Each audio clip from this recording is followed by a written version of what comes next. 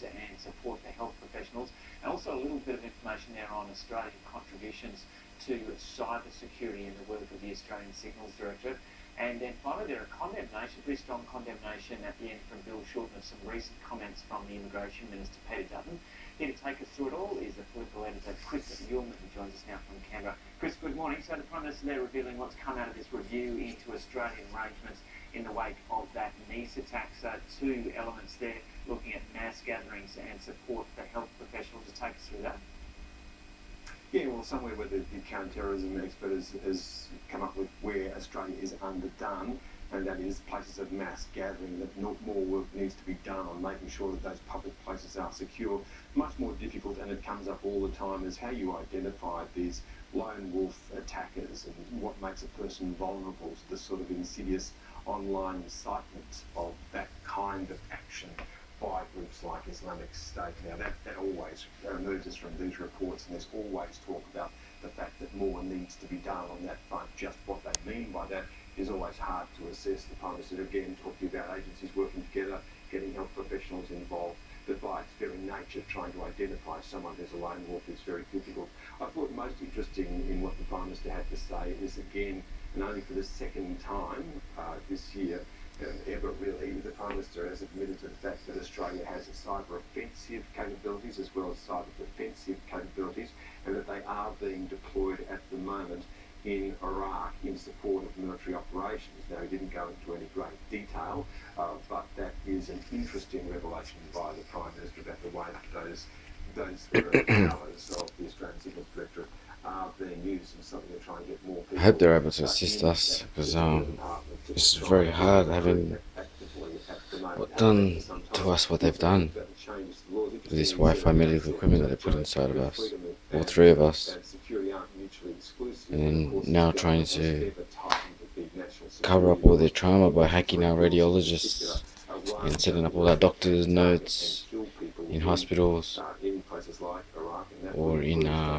doctor centres to cover up the trauma that they've caused inside, to wipe out debt and become earning extra money for extending themselves and solving the same crime that they then committed back from 2014 to us. Just refer to that suspect list. I've updated it. Obviously it's scary, and the more, if I don't at least take a stand, even though people may say something about me and judge me, that's understandable, but at least it's exposed and it won't happen again. And if not, the possibility of it happening, how does he know if they're able to cover up, and which they basically wanted to do, and burn my body back in Bankstown, the morgue there. Same, and then manipulate my mum and slowly to see if I get her to sell and knock her off somewhere else.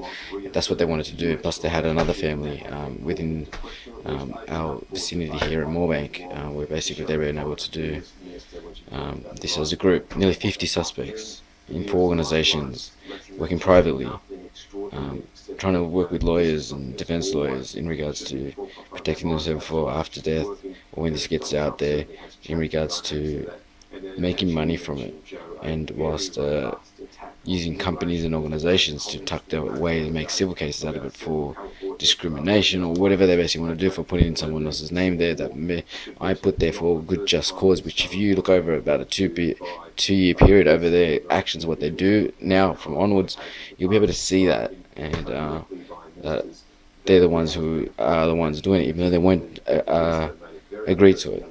Remember, there's 30 constables, there's 10 sergeants, superintendent, possibly the commissioner in New South Wales, that are perpetrating this with Hickey and Deegan and his lawyers and his associated companies with contracts and other people within New South Wales Health and stuff like that. They've been able to gang group together in 4 organisations, 1, 2, 3, 4 separately, teaming up together as one company in robbery for all that McDonald's compensation case, which they want to do either through legal, setting up in the media frenzy, either way, or and then getting everyone else that put a Wi-Fi equipment into then assist them. It's all about money and then opportunity, which they wanted to do, and that's why you have to look at the top in regards to this. Not that top, the top of that list that I put there, for good just cause, with good reason and evidence in regards to that. Chris Pacer, date of birth, 3rd of the 8th, 81. Today's the 23rd of the 11th, 2016. Small bag of white powder, believed to be cocaine, into a Bali nightclub. Murphy denied claims the bag belongs to him. Authorities have tested